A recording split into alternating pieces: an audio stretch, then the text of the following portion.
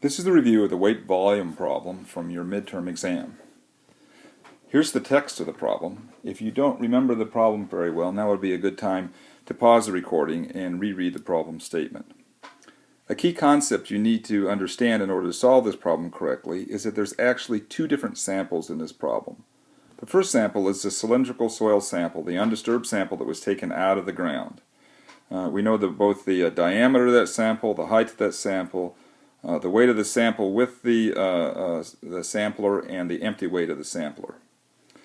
The second sample is actually a specimen removed from the cylindrical sample. This is the sample, the water content sample, which is the sample we're going to use to determine the water content. The data for this sample is highlighted in blue. It's very important that you understand that these two samples are separate and different from one another.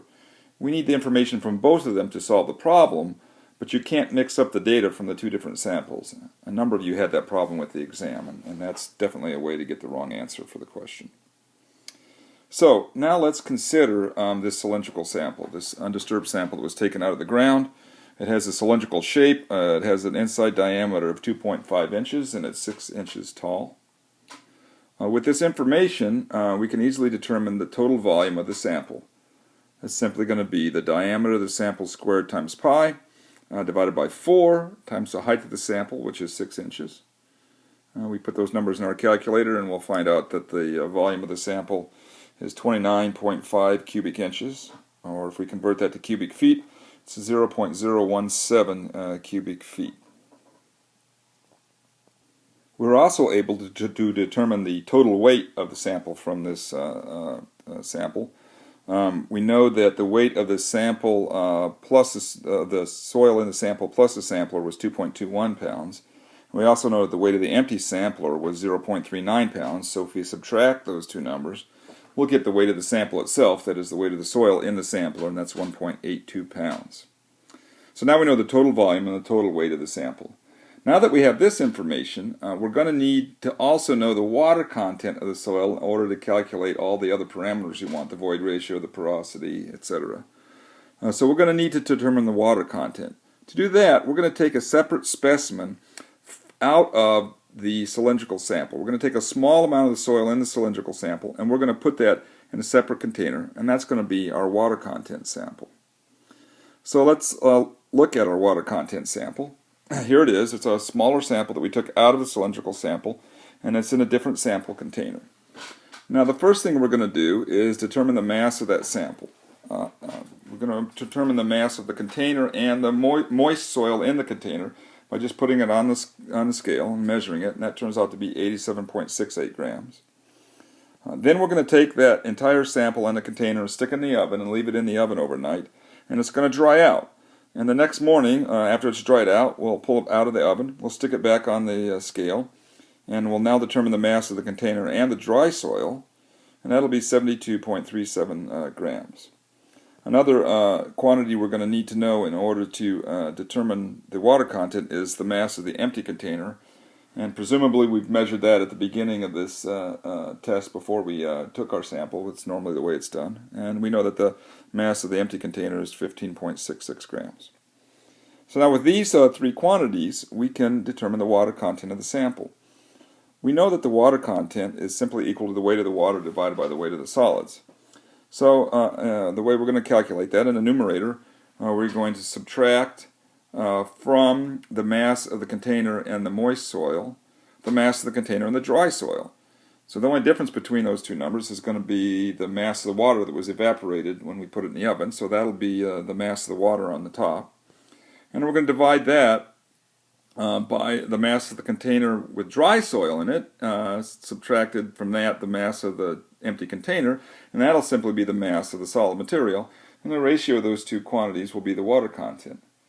Now it shouldn't bother you that I'm using masses in this case instead of weights, because the only difference between the mass and the weight is multiplying either by the acceleration of gravity, and since this is a ratio, if I had the acceleration of gravity on the top and on the bottom, it'll be the same, so it doesn't really matter whether I'm using mass or weight, and normally we use mass and measure these things in grams in the laboratory, so I'm using grams now. So now I have the ratio of the weight of the or the mass of the water to the mass of the solids, and if I divide that through, I'll find out that it's 0.27, or the water content is 27%. So now I have the total weight of the sample, I have the total volume of the sample, I got those from the cylindrical sample, and I know the water content of the sample, so I'm ready to fill out my three-phase diagram. So here's my three-phase diagram. I have solids, water, and air. I'm going to put the weights on the left in pounds, and I'm going to put the volumes on the right in cubic feet, because when I'm done I want to know the unit weights in pounds per cubic foot. So I know that the total weight of the sample was 1.82 pounds, and I know that the total volume of the sample was 0.71 cubic feet. We got those from the cylindrical sample.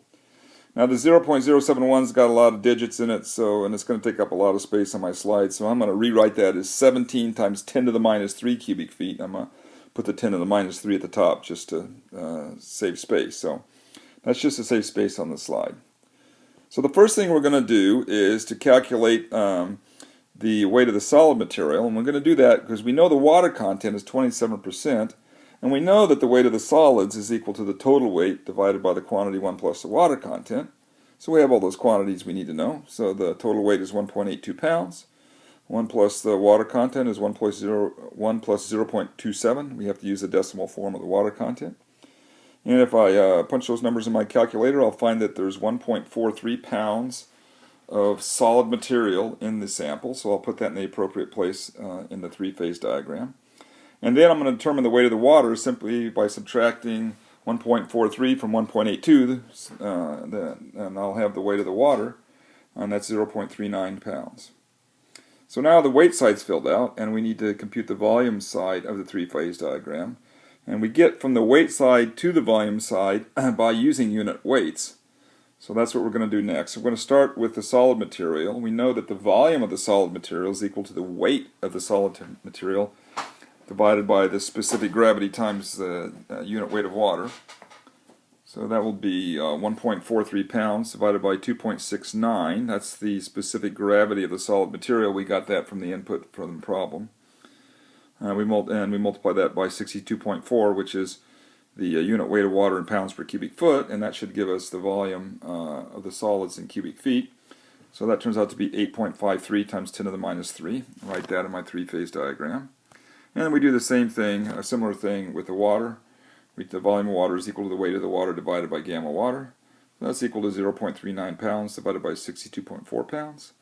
And that's going to turn out to be 6.2 cubic feet, 6.2 times 10 to the minus 3 cubic feet. And then to determine the volume of the air, I just subtract 6.2 plus 8.53 from 17, and I find out there's 2.27 times 10 to the minus 3 cubic feet of air in the sample. So now my three-phase diagram is complete. I have all the quantities on it, and we're ready to go calculate those things we were really looking for in the first place. So here is my three-phase diagram. I'm just copying it from the previous slide. It's all filled out, and the first thing we're going to calculate now is the void ratio. And remember that the void ratio is the volume of the voids, so I have to add up the volume of the water and volume of air, and that's going to turn out to be 8.47. And I'm going to divide that by the volume of the solids. For the void ratio is the ratio of the volume of the voids to the volume of the solids. And if I divide those two numbers out into two significant figures, that's going to turn out to be 1.0. And the next thing we're going to do is calculate the porosity. Now the porosity has the same numerator, the volume of the voids, but the denominator in the porosity is the total volume of the sample. That's 17. I divide those two out into two significant figures. That's going to be 50%. Now those two numbers should make sense. If the void ratio is 1, that means I have an equal volume of voids to the volume of solids. And that would mean that the volume of voids to the total volume would be 1 over 2, which is 1/2 or 50%. Next, we're going to calculate the degree of saturation. The degree of saturation is simply the volume of the void space that's filled up with water, or the volume of water, divided by the total void space. So that's 6.2 divided by 8.47. And that'll turn out to be 73%. So our degree of saturation is 73%. Now you notice when doing these calculations I left the 10 to the minus 3 off since when I was doing all these calculations, because these are all ratios and the 10 to the minus 3 would be on the top and the bottom and it'd cancel out, so I just didn't bother to do that. However, for the next part of this problem, we're going to have to be sure to get the units right and include that in there, because the next thing we're going to do is calculate the unit weights. And we know that the total unit weight is equal to the total weight, 1.82 pounds, divided by the total volume, which is 17 times 10 to the minus 3. I have to get that in there to get the units correct now. And if I run those numbers out, I'll find out that I have a total unit weight of 107 pounds per cubic foot. Next, we're going to calculate the dry unit weight. Now, remember, the dry unit weight is just a theoretical number. It's this weight. It's the unit weight of the soil if we could magically remove all the water without the sample shrinking or anything like that. So it's just a theoretical number, but it's equal to the weight of the solids, 1.43 pounds, divided by the total volume of the sample, 17 times 10 to the minus 3. We run those out, and we find out that the dry unit weight is 84 pounds per cubic foot. So now I finished the problem. I've calculated all the quantities that I was asked for, the void ratio, the porosity, the degree of saturation, and the dry unit weight and the total unit weight. So before we finish, I think it's really important to go over a couple key concepts that you need to know to solve these kind of problems. The first one is realize in these problems that there are actually two different samples. The one sample is the complete undisturbed cylindrical sample that we got out of the ground, and the second one is a smaller water content specimen which we took out of the cylindrical sample, but it's a separate sample. And you need to understand those two are separate and use their numbers appropriately to do the problem. The second thing I think it's really important is to understand how valuable a three-phase diagram is. Many of you tried to solve this problem directly using the equations that you had in your equation sheets, and many of you who did that didn't do it right because you put wrong numbers in certain places because they were just equations and you were just looking for weights and you just stuck some weights in there. I think it's very, very difficult to understand these problems by simply using equations. I think it's much easier to understand the problems and much easier to do them correctly if you make a three-phase diagram first. So the way to approach these problems is to draw a three-phase diagram, and then you'll understand the problems. And then once you've got the three-phase diagram filled out, it's very easy to just calculate the other quantities that you want. I hope this was helpful, and I hope it helped you learn this material. Thanks a lot.